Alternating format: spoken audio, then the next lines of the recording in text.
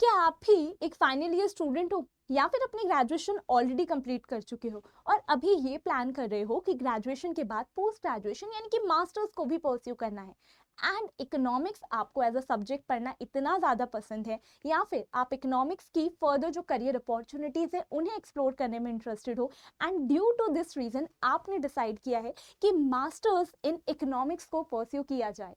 So this video is going to provide you complete clarity कि कौन सी top universities है जहां से आपको अपनी मास्टर्स इन इकोनॉमिक्स को परस्यू करने का प्लान करना चाहिए। Hello everyone, welcome to CUDPG Adda 24/7। This is Priya, your educated and mentor for economics and आपको मैं यहाँ पे प्रोवाइड करने वाली हूँ पूरी की पूरी इन्फॉर्मेशन कि कौन कौन सी टॉप यूनिवर्सिटीज है जहां से आपको इकोनॉमिक्स में मास्टर्स परस्यू करनी चाहिए।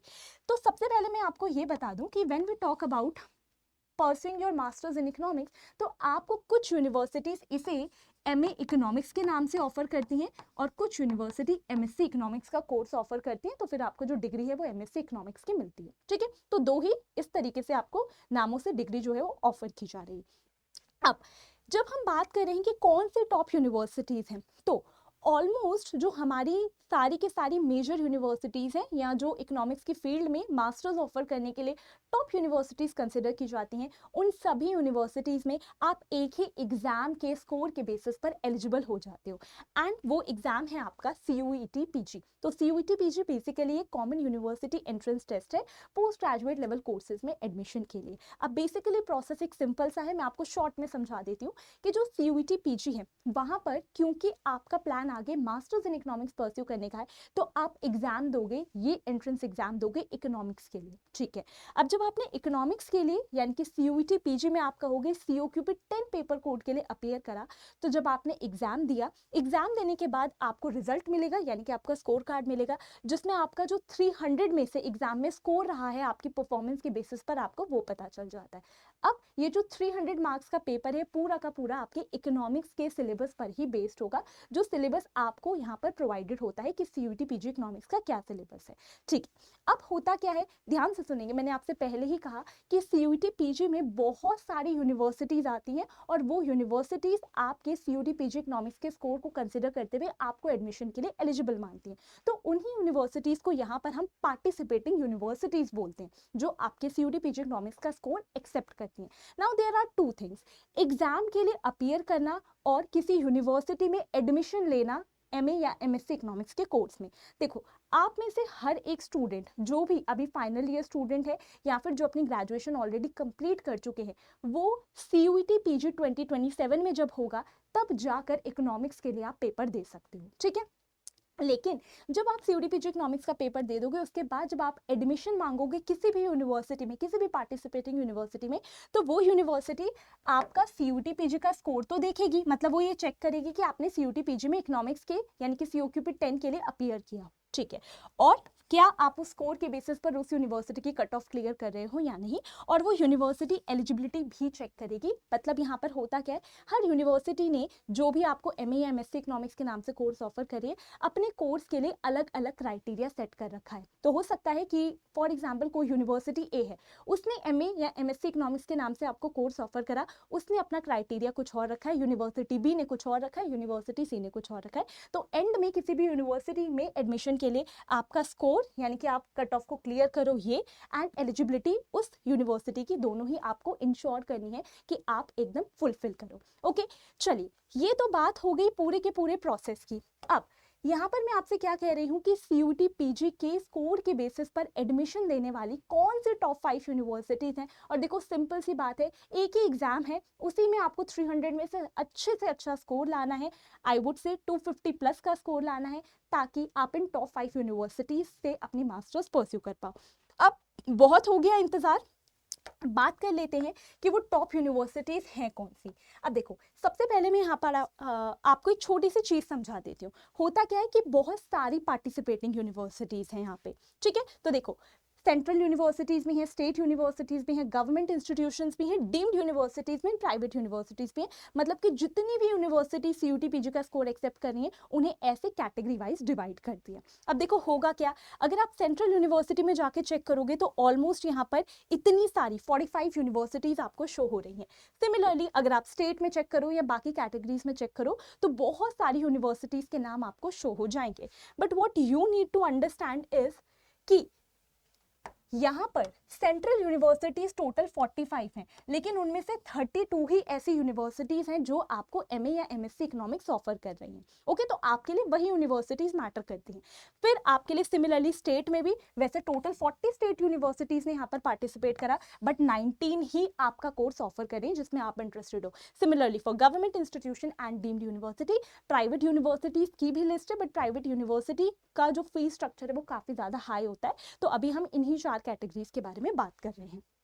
ठीक है, अब होता क्या है, देखो यहाँ पर हम कहेंगे 32 सेंट्रल यूनिवर्सिटीज़ हैं, 19 स्टेट हैं, 6 गवर्नमेंट इंस्टीट्यूशंस हैं और 5 डीम्ड यूनिवर्सिटीज़ हैं। तो ऑलमोस्ट आपके पास इतनी सारी यूनिवर्सिटीज़ आपके CUT PG इकोनॉमिक्स के स्कोर के बेसिस पर आपको एलिजिबल मान रही हैं।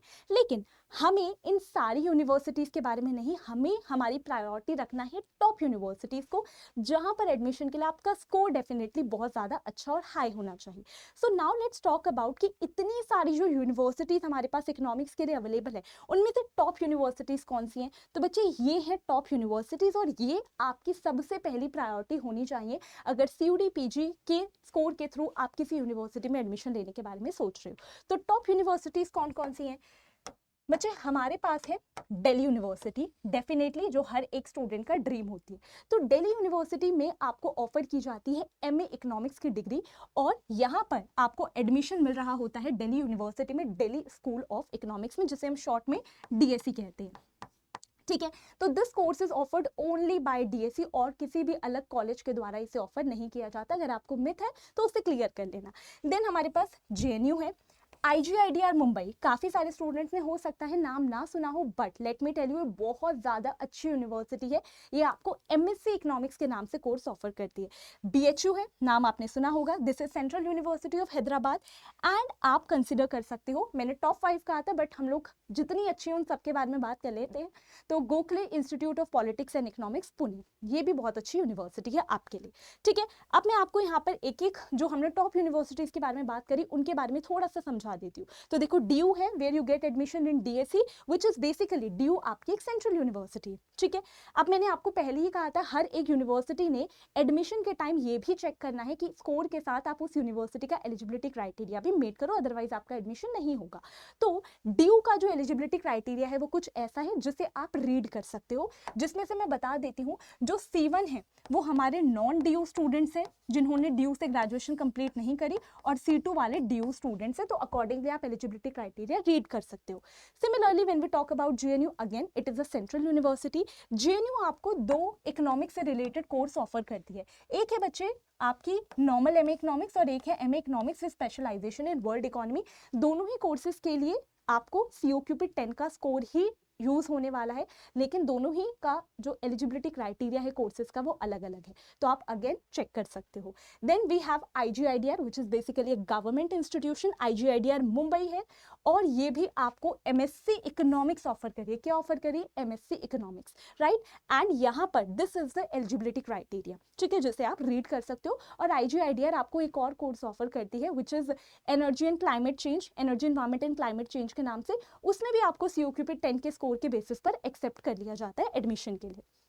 BHU Banaras Hindu university, again a central university, ये आपको ऑफर करती है एक तो MA इकोनॉमिक्स जिसके लिए एलिजिबिलिटी क्राइटेरिया कुछ ऐसा है, और एक MA एनर्जी इकोनॉमिक्स जिसके लिए एलिजिबिलिटी क्राइटेरिया कुछ ऐसा है। ओके, तो आप एलिजिबिलिटी क्राइटेरिया खुद से डिटेल में रीड आउट कर सकते हो अपने लिए। All right, then we have central university of Hyderabad, again a central university, जैसा नाम से ही पता चल रहा है। तो HCU में आपको दो अलग अलग कोर्सेज इकोनॉमिक्स के ऑफर किए जा रहे हैं। एक है MA इकोनॉमिक्स और एक है MA फाइनेंशियल इकोनॉमिक्स। दोनों के लिए ही अलग अलग एलिजिबिलिटी क्राइटेरिया जो है उसे मैंने यहाँ पर आपके लिए मेंशन कर दिया है। ओके, एंड देन जैसा मैंने कहा था Gokhale institute of politics and economics, ये बेसिकली एक डीम्ड यूनिवर्सिटी है। लेकिन आप यहाँ पर एक चीज़ देखो बच्चे, ये जो यूनिवर्सिटी है आपको बहुत सारे इकोनॉमिक्स से रिलेटेड कोर्सेज ऑफर कर रही है एक ही स्कोर के, एक ही आप कहोगे स्कोर के बेसिस पर, किसके स्कोर के बेसिस पर, आपके COQP 10 के स्कोर के बेसिस पर ही आप गोखले जितने भी आपको कोर्सेज ऑफर कर रहा है उन सब के लिए आपको एलिजिबल माना जाता है। एक यहाँ पर ये ऑफर कर रहे हैं नॉर्मल MA इकोनॉमिक्स है, देन MSc इकोनॉमिक्स है, MSc फाइनेंशियल इकोनॉमिक्स है, MSc एग्री बिजनेस इकोनॉमिक्स है, ये वाला कोर्स है, this one and this one. आप देख सकते हो कितने सारे यहाँ पर इकोनॉमिक्स से related masters level course offer किए जा रहे हैं गोखले के द्वारा, एंड वो भी एक ही आपका जो COQP 10 पेपर कोड है उसी के स्कोर के बेसिस पर आपको एलिजिबल माना जा रहा है। अब आप देख सकते हो इन सभी कोर्सेज के लिए ये अलग अलग हैं, ठीक है, इन सभी के लिए एलिजिबिलिटी क्राइटेरिया सेम है। This is the eligibility criteria अगर आप गोखले से मास्टर्स परस्यू करना चाहते हो इकोनॉमिक्स में।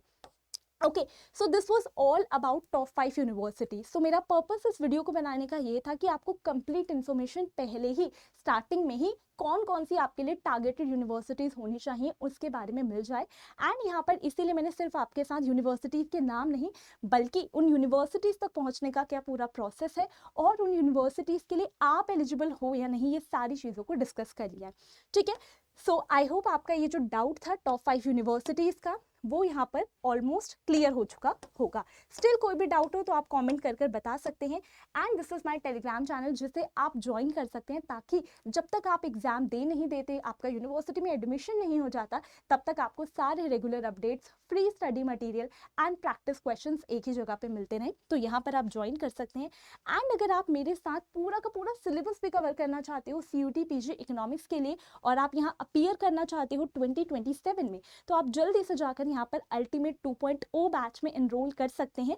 अभी ये जो बैच है ये स्टार्ट होने वाला है 22 जुलाई से। तो पहले काफ़ी सारे बैचेस, ऑलमोस्ट 3 बैचेस हमारे आ चुके हैं, बट वहाँ पर सीट्स फुल हो चुके हैं और सारे स्टूडेंट्स यहाँ पर एनरोल करना चाहते हैं, इसीलिए ये 4th बैच यहाँ पे स्टार्ट हो रहा है। तो आप जल्दी से एनरोल कर सकते हो या फिर आप महापैक में भी एनरोल कर सकते हो, दैट इज़ बेसिकली इकोनॉमिक्स महापैक, जिसमें आपको और भी ज़्यादा एडिशनल बेनिफिट्स मिल जाते हैं, ठीक है। कोई भी अगर आपको क्वेरी है प्रिपरेशन से रिलेटेड, बैच से रिलेटेड, कैसे प्रिपेयर करें, कुछ भी अगर आपको डाउट है, आप बैच में एनरोल करना चाहते हो तो आप यहाँ पर मुझे कांटेक्ट कर सकते हो। This is my email ID, आप यहाँ पे डायरेक्टली रीच आउट कर सकते हो।